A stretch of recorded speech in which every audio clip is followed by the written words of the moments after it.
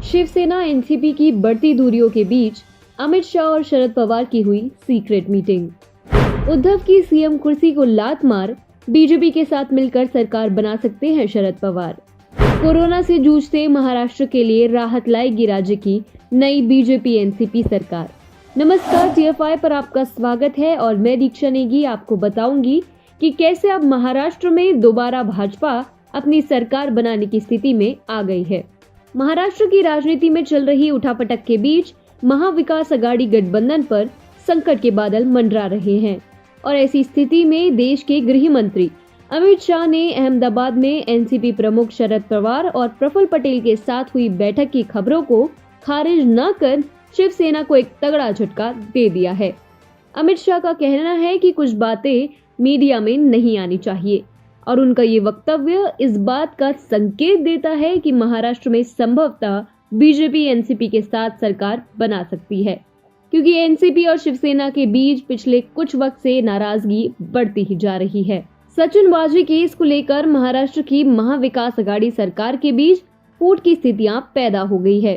Shiv Sena NCP कोटे से गृह मंत्री बने अनिल देशमुख पर हमलावर है, तो वहीं एनसीपी इस मुद्दे पर शिवसेना को सोच समझकर बयान देने की सलाह दे रही है।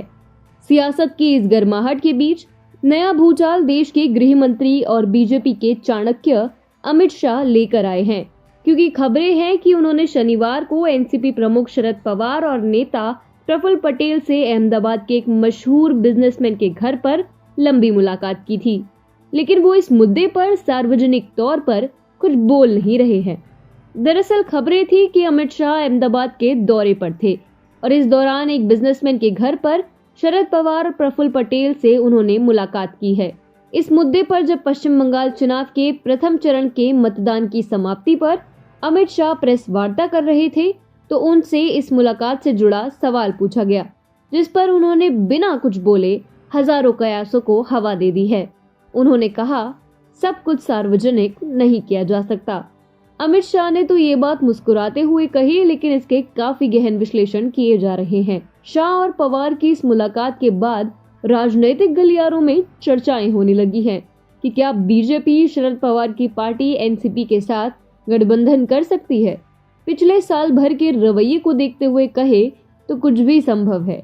जब से महाराष्ट्र में सरकार बनी है तब से ही इसका नाता विवादों से रहा है। कोरोना वायरस को रोकने में विफल उद्धव सरकार की नाकामी एनसीपी के हिस्से भी आ रही है। ऐसे में उद्धव अब पुनः लॉकडाउन लगाने की बात कर रहे हैं, जबकि एनसीपी इस कदम का विरोध कर रही है।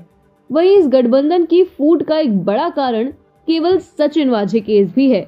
बता दें कि सचिन वाजे केस को लेकर महाराष्ट्र के गृह मंत्री और एनसीपी प्रमुख शरद पवार के वफादार नेता अनिल देशमुख पर मुंबई के पूर्व पुलिस कमिश्नर ने वाजे से वसूली करवाने के आरोप लगाए थे, जिसके बाद शिवसेना अपनी छवि सुधारने के लिए अपने मुखपत्र सामना के जरिए अनिल देशमुख पर हमला कर रही है, जबकि इस मुद्दे पर शरद पवार देशमुख के बचाव में खड़े हैं। वहीं राज्य के डिप्टी सीएम और एनसीपी नेता अजीत पवार ने भी देशमुख का बचाव किया है।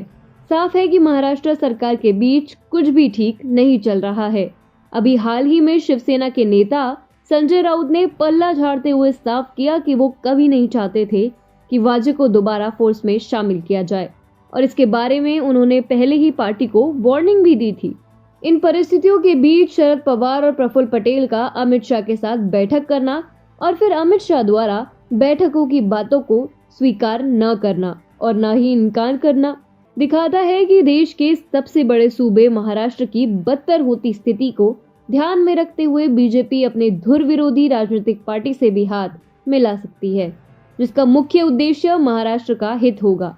महाराष्ट्र देश का सबसे अमीर राज्य है और ऐसे में राजनीतिक इच्छा शक्ति के चलते ही इस राज्य को कोरोना के चंगुल से बाहर निकाला जा सकता है। एनसीपी प्रमुख शरद पवार और प्रधानमंत्री नरेंद्र मोदी के बीच सहज रिश्ते और नतीजे आने के बाद अजीत पवार का बीजेपी नेता देवेंद्र फडणवीस के साथ आनन फानन में सरकार बनाना इस बात का प्रत्यक्ष प्रमाण है कि महाराष्ट्र की राजनीति में जल्द ही बड़ा बदलाव हो सकता है, जिसकी पटकथा बीजेपी और एनसीपी साझा तौर पर लिख सकते हैं।